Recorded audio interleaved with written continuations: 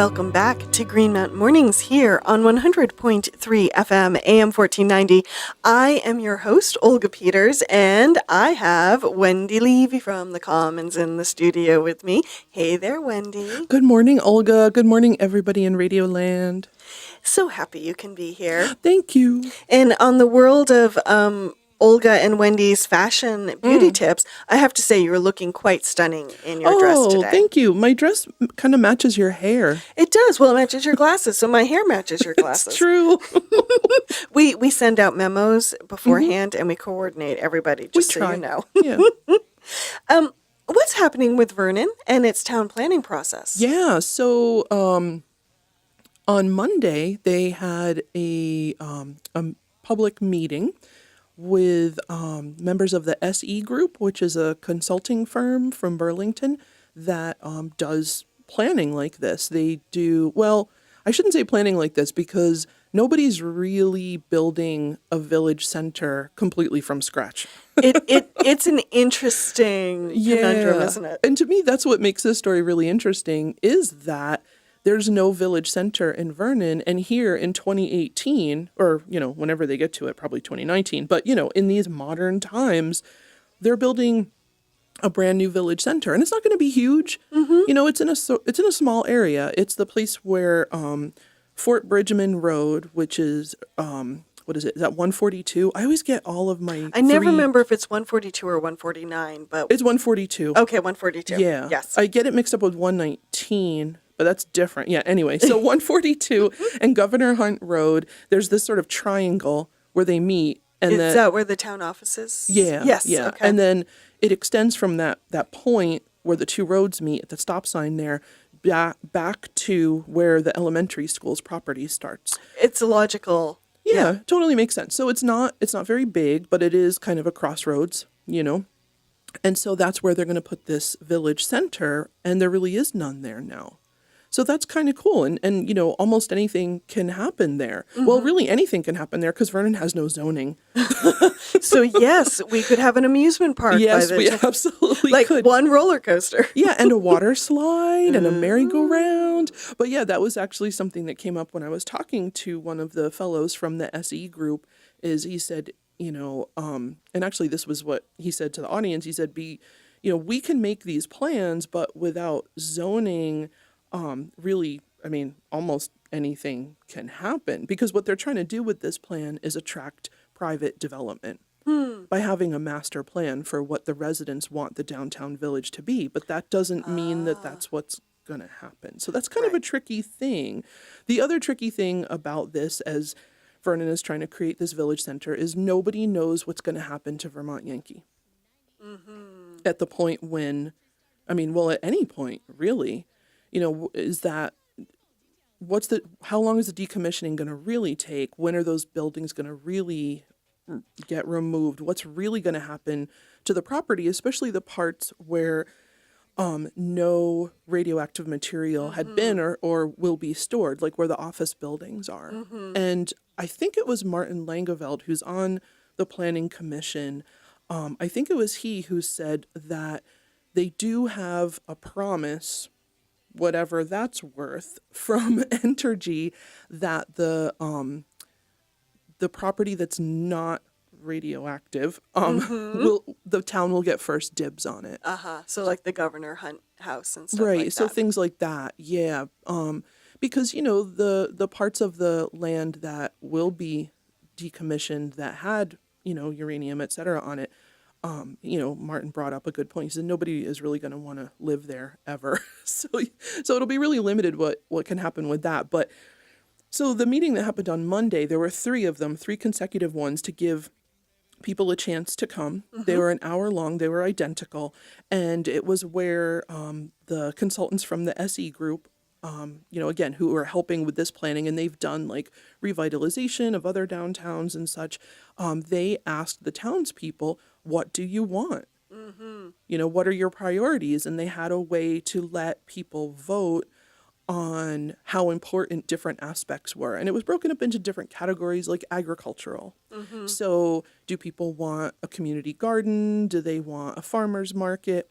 So it was, I went to one of the sessions. It was really interesting to hear some of the comments that people made, and just to hear the fellows from the SE group introduce the entire process. Right. So, it's a story regular listeners will know. I've been following this because you and I have talked about this before, and I'll continue following it. But, it's kind of a major milestone to get this public meeting and to gather this information, or at least to begin doing so.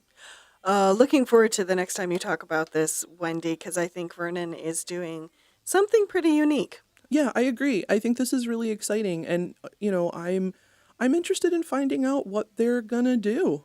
It's a new town. Mm-hmm. Yeah, it essentially is. Yeah, that does not happen often. Yeah, when do we get to see that? Wendy and I will return after the break, so stay tuned. You are listening to Greenmount Mornings on 100.3 FM, AM 1490. I am your host, Olga Peters, and before I introduce my guest back to the studio, I want to remind folks that BCTV is here in the studio filming this segment of Greenmount Mornings, and broadcast of Greenmount Mornings tonight on BCTV is sponsored by Brattleboro Savings and Loan. Hey, Wendy Levy from the Commons. Hey, Olga. I got that all out. Good job. Yay. Well, tell me, you had a little adventure recently. I did. On the last day of the heat wave, when it was 90-something degrees, I got into Dick Merrick's car with him, and luckily he has a Subaru that sits kind of high and, is like a goat form of a car, because we climbed way, way, way up to the top of Newfane Hill, where I'd never been before. And so Dick Merrick, some folks may know the name. For 12 years, he served on the legislature representing the district that I think it's Newfane, Townsend, and Marlboro. Yes. Yeah. And which is now Emily Long's exactly. seat. Yes. Yep. And so, so Dick also was the president of the Vermont Historical Society, and a couple months ago he stepped down from that, and now he's the president of the Historical Society of Windham County, which is right in Newfane. So he brought me all the way up the hill to Newfane Hill when it was really hot out. It was a little cooler up there, to look at the area that was the first settlement of Newfane by the European colonists. Oh, interesting. Yeah, Newfane was originally settled way up in the hill. And a lot of towns were like that. And here's why. Because in the lower areas where the water was where cholera also was. Yes. Yeah, so it wasn't smart to settle in the valleys before there were things like soap, sanitation, things like that, septic systems. So yeah, we climbed up, and it was really beautiful. If not for the haze, which diminished the view a little bit, it is a really beautiful view up there. So we went to the site of the original town commons, which is kind of where Newfane Hill Road and like Otis Lane kind of are. I don't know how, if folks know, you can look it up on the map. So what happened was a couple months ago, Dick and Laura Wallingford Bacon, who is also a member of the Historical Society of Windham County, came upon this discovery by comparing some notes and looking at paperwork. They found the location of the first burying ground for Newfane, where some of the first settlers and their children and wives were buried. And it was basically a lost cemetery. Interesting, and that's odd in Vermont, because Vermont tends to keep pretty good track of its cemeteries, as I understand it. But this cemetery dates from between 1773 to probably 1795. Okay. Because in 1795, Newfane put a second cemetery in, which isn't too far from the first one. But this one has headstones. The original one doesn't.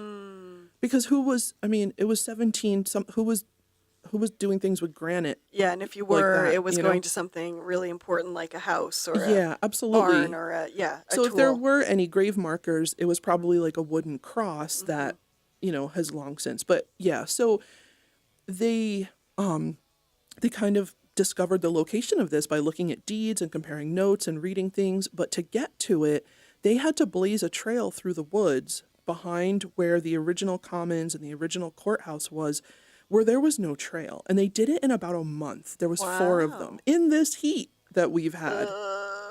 And it was really incredible going there. So eventually they came, they kind of kept moving forward, and they found things like a cellar hole that, by looking at original documents, they discovered was the jailkeeper's house. Oh, no kidding. Yeah, they found the site of, what was it? A couple other things. I mean, there's no buildings there now. Right, There's a cellar right. hole. There might be like a pile of rocks. But, this is where the first, Europeans who settled Newfane were living and meeting and going to jail. He showed me the place where the whipping post was. I'm like, oh my gosh. And that was before there was a prison. I mean, yeah, some pretty intense stuff. But they kept going and going till they got to that burying ground. And I'm really impressed by what these aren't like professional landscape. These are just people who are like, yeah, let's keep going. We want to clear this out. And at this point, they've gotten a nice trail. There's still a few little stumps there, but the burying ground, there's still some trees. They can't take them all down themselves, and there's a lot of ferns. And what Dick was saying is that he hopes that he'll be able to see more once like the frost comes and the ferns die back. And then you can see the slope of the ground. Yeah, and see if there's maybe any like notable stones that might mark, because there's no way to tell who's buried where. Even who's buried there, there's limited documentation. There's 12 confirmed, but there may be up to like 80, because they didn't really have plots Right. like they do now. Yeah. So it was really fascinating, and it was really beautiful. It was very warm out, but we went kind of slow, which is nice. You have to, because it's a trail, but there's still some little stumps there. And yeah, I thought it was really fascinating to be in this place from almost 300 years ago, 250 odd years ago. When they say rest in peace, they really were, because the town didn't even know that the cemetery existed, and they own the property. Wow. The town owns the property. So the first two white male settlers of the area that we call Newfane deeded their property to the town in perpetuity, and the burying ground is part of that property. So the way I found out about this was because Dick Merrick had gone to the select board meeting in like mid-July and said, hey, we discovered this old cemetery and it belongs to the town, and we'd like some help putting like a proper sign up on there. It'll cost like a couple $100, and we just want to let you know that this is here and it's part of the town's history. So when I saw that at the select board meeting, I was like, that's a story. That's fascinating. I want to go see this. That's very fascinating. So yeah, it took a little while, to make the arrangements, but I had a really nice chat with Dick. That guy knows his stuff. He does. He wasn't a teacher before he retired. I think he was in insurance or something. He should be a high school teacher because he just knows all this stuff, and he makes it really interesting. He tells a really good tale. It was a really fun time, despite the heat. But he had air conditioning in the car at least.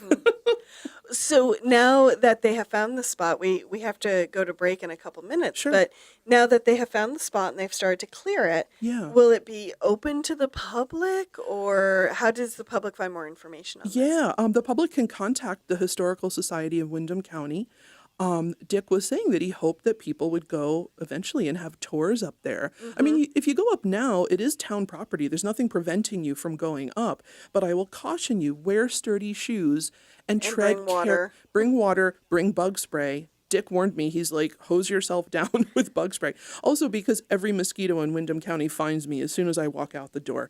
But really walk carefully, because they've cleared it, but they haven't dug up little, like when I say stumps, I mean like from saplings. They're small, so you're gonna miss them. Toe breakers. Yeah. So I mean, you could fall, like you could trip on them and like fall down, go boom. So watch where you're going. Bring bug spray. Bring water. But yeah, I mean, it's Newfane property. There's nobody stopping you from visiting it. And also, here's a bonus hint. There's raspberries growing along the trail. I ate a whole bunch of them. I was like, I'm going to get them before the bears do. And they're the black ones. Oh, and some of them were ripe. They were really delicious. So if you go up, you also can have a snack. Added bonus. Totally. Well, thank you for that, Wendy. That's Sure. a really great story. I can't wait to hear you know, how it progresses and if they do get the sign Exactly. and those They sorts of do things. have one new sign up where the old commons used to be, but Okay. they want to get more signage and stuff. But yeah, that hasn't appeared in the commons yet, that article, but it should in the next couple weeks. Wendy and I are heading off to break, so stay tuned. We shall return momentarily. And we are back for another round of Greenmount Mornings on 100.3 FM, AM 1490. I am Olga Peters, your host, and my guest, Wendy Levy from the Commons. Hey there, Wendy. Hey, Olga, thanks for having me on your show as It's always. always fun. Well, thank you. Now, this is, I don't know if this is good news or not. Right? Right. I know, yeah. The Putney food shelf needs more space. They really need more space. They have something like 144 square feet. That may or may not include the 90 square feet of storage space, but they're in cramped little quarters at the Putney Community Center, which is on Christian Square in downtown Putney, and their numbers are increasing. There's more need, and more need. That's the kind of bittersweet here is that Right. they're running a really great program, They are, but more people need it. Yeah, and I don't have the numbers in front of me, but a significant percentage of the people who visit the Putney food shelf are working. They're employed. They get food stamps, EBT. They are disabled. A lot of them are disabled children, and a lot of them are just children in general. And not all of them are from Putney, because Putney doesn't turn anybody away to their food shelf, but the need is increasing. They're getting, more unique visitors every year, and it's really hard to serve them. I don't know if the listeners, if you have ever been in the Putney food shelf, but it's kind of like a big closet. And there's a couple volunteers in there who help you shop, but they can only let a couple people in at a time. I've heard that, yeah. Because the volunteers in there are kind of helping you get like the things like, from the refrigerator or the freezer. And especially if there's children in tow, or if a person has like a walker or a wheelchair or a cane, it's really hard to get around in there. And they're seeing, at every 2-hour session that they're open twice a week, they're seeing somewhere between like 20 and 35, sometimes more people every time, who need to shop there.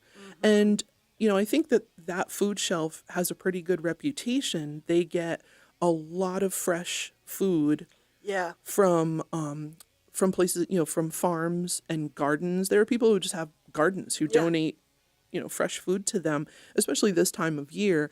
And they get a lot of stuff from the Vermont Food Bank, which one would expect, but the quality and the freshness of the food is there. So for people who need the food pantry, they can still get meat and dairy, and fresh fruits and vegetables there. So, yeah, they're really running out of room. And so they want to stay at the community center if they can. And the folks that run the community center are trying to work with them, but it's a matter of, is there even space to do that? And because the community center is, it's on the historic register, they're limited to what kind of modifications they can do to the building. Stay tuned. We shall return momentarily.